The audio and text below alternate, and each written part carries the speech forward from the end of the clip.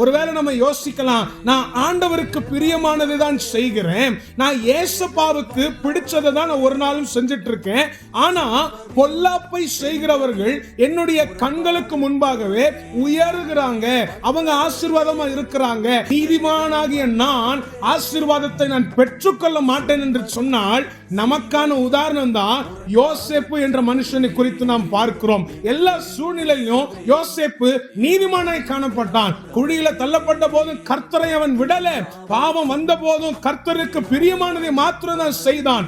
அவன் சிறைச்சாலையில போடப்பட்ட பிறகும் அவன் கர்த்தருடைய பிள்ளையாய் காணப்பட்டான். அதனாலதான் அவன் எந்தெந்த இடத்துக்கு போனானோ அந்த இடங்களில கர்த்தர் யோசேப்புடைய தலையை உயர்த்தினார். பிரியமானவர்களே, ஒருவேளை நீங்க ஒரு சில கடினமான காரியத்துல நீங்க இருக்கலாம், கடினமான சூழ்நிலையில நீங்க இருக்கலாம், ஆசீர்வாதம் இல்லாத நிலைமையா உங்களுக்கு காணப்படலாம், ஒரு வறண்ட சூழ்நிலையில நீங்க இருக்கலாம். ஆனால் கர்த்தருக்கு பிரியமானதை செய்கிற நேரத்துல ஒண்ணு மாத்திரம் மறந்துடாதீங்க, கர்த்தர் உங்களை விட்டு விலகல.